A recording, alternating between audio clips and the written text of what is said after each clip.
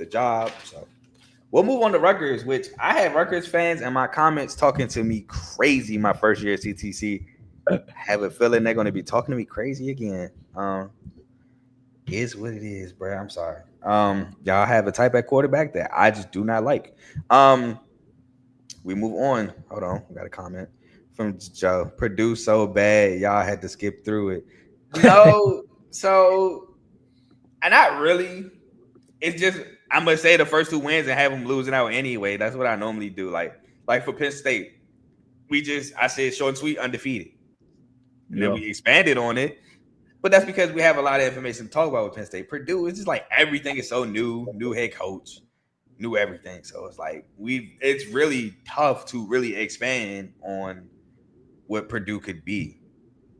But I do think it's still bad. Next, like I said, Rutgers coming off a 7-6, 4-5 season where they lost the Rate Bowl 44-41 to K-State. Basically a shootout, which is crazy to me. They do break Ethan Kelly-Agmanis, who had a solid season for Rutgers. 53.9 completion percentage, which is not good. You would want that to be better. But he had 18 touchdowns and 7 interceptions, 2,696 yards. So an improvement there from the season he had at Minnesota. They bring back Ian Strong, a wide receiver, and who had 5 touchdowns, 676 yards. So the familiarity with Kelly-Agmanis. They bring back Duriel Darbaum, linebacker, who had 105 total tackles, 49 solos, 3.5 sacks, pass breakup, and 2 forced fumbles. Kyle Sanders, who had 16 solos and 4 pass breakups at safety. Now, they did lose their heart and soul, in my opinion, of the team, Cal Monunga at running back. 256 carries, 1,279 yards, 5 a carry, and 13 touchdowns currently on the Bears, who he could be like a third and short goal line back guy for the Chicago Bears. I think he's going to be very useful for them. Daimir Miller, a wide receiver, is currently on the Jets, who had 757 yards and 4 touchdowns. Robert Longerbeam at cornerback, I really like him a lot. He's currently on the Ravens. He had 11 pass breakups and 2 interceptions. He's a physical guy. Shaquan Loyal, defensive back, 75 total, 46 solos, a sack, 5 pass breakups, 2 interceptions, and a fumble recovery. He on the ops, he on the Bengals. Lost Tyreen Powell, edge, who had 2 pass breakups and a forced fumble for the Saints currently. And Kayonte Hamilton, a defensive lineman on the Texans, who had 4 sacks. Oh, my bad. And Desmond Igbenogson, also currently on the Ravens, who had 2 pass breakups, 28 solos, and 57 total tackles at DB. They had a 38th overall recruiting class, 57th in 51st, in transfers. Talk to me about Rutgers, Trent. Are you frozen? Oh, no. Are you there, Trent? Hold on. I'm going to kick you off and bring you back. Oh, your screen blacked out. Trent is having technical difficulties. Oh, here we go. Can you say something? All right. So while Trent is having technical difficulties, Trent just I can't see you backstage. Like I can see your background. There you go. Okay, you just popped up. Move. All right, you're still frozen. All right, just give me a thumbs up or like wave your hand, and I'll let you know if I can see you. Then I'll bring you back up.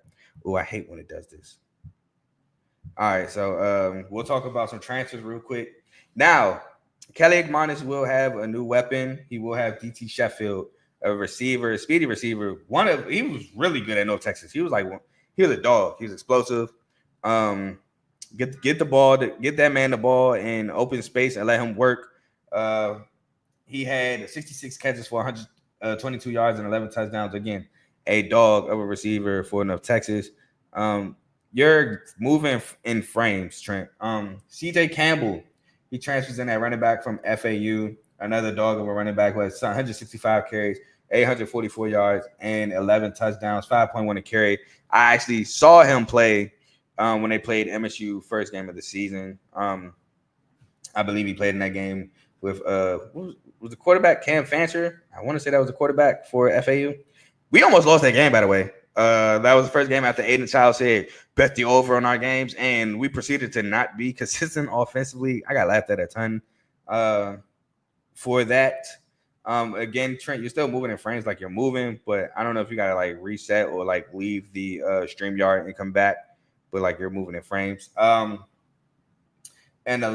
wrote down Cam Miller, cornerback transfer from Penn State, who had 5 pass breakups and 27 total tackles, 17 solos, and Jacoby Henderson, a transfer at cornerback from Marshall, who had 50 total tackles, 28 solos, 10 pass breakups, and 2 interceptions.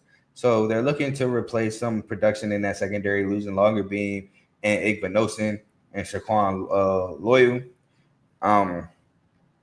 Rutgers, man, I think what scares me about Rutgers is, again, Ethan Kelly-Akmanis. He had a solid season, but is it going to be consistently solid?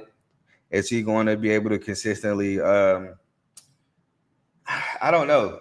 I just don't know if he can be consistent.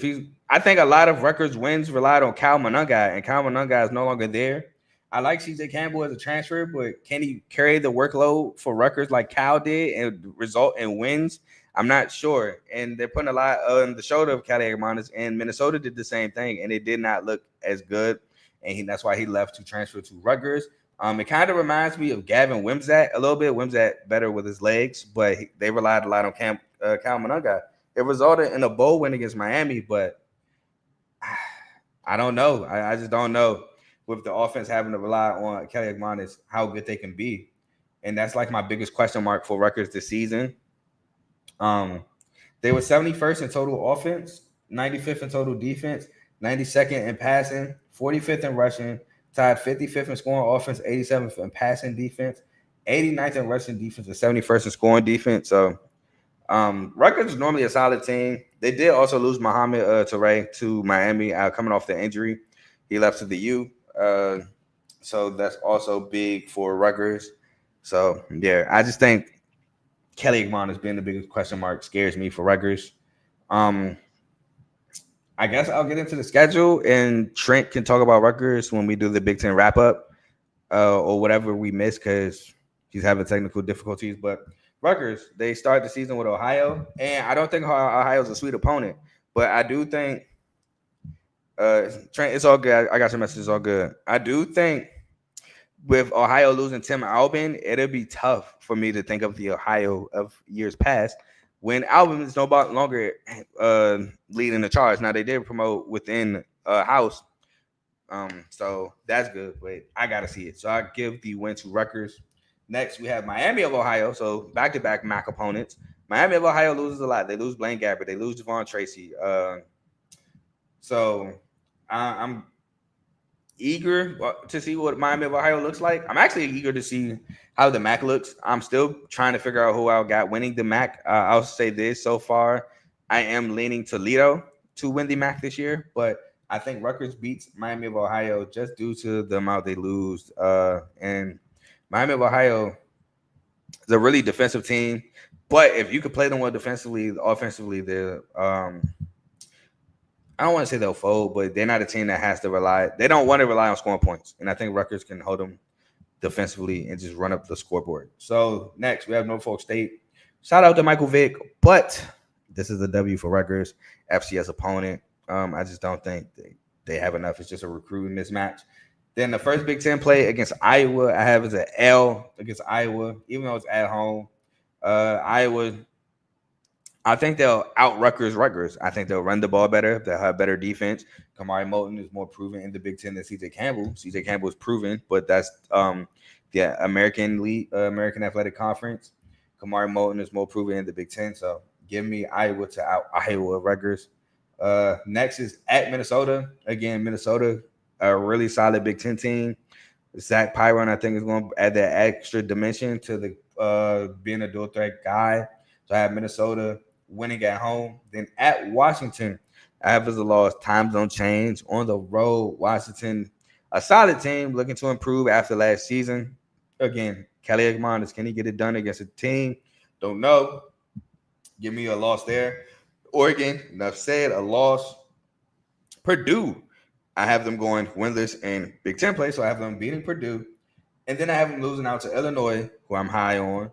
Maryland, who that game, it's at Rutgers, so Maryland can very well lose that game, to be completely honest with you. Rutgers could upset Maryland. Well, I don't want to say upset, but Rutgers could beat Maryland in that game. But I'm going to give Maryland the win. At Ohio State, enough said. And then at home against Penn State, enough said. So I think this is a bad year for Rutgers. But now I do have some games where I have them going 4-8, 1-8. taking the under 5.5. Now, there are some games that can flip to make Rutgers a bowl win or a bowl team. The Maryland game is one game I could flip for sure. And then I would say possibly the Iowa game. The Iowa game is possibly a game that could flip to make Rutgers a bowl team, but I just don't see Rutgers making a bowl game this year. Now, again, I know Rutgers fans are going to kill me in the comments like they did my first year, and that's fine. That's cool. We can, have a conversation about it just like I did my first year. It's all good. I'm just not high on your quarterback, and when I'm not high on your quarterback, it leaves me to be not high on your team. You don't have a proven running back like Calvin I got like last season or the past few years to carry you guys. So that's why I am not high on Rutgers. So I am on the under 5.5 for Rutgers. We will now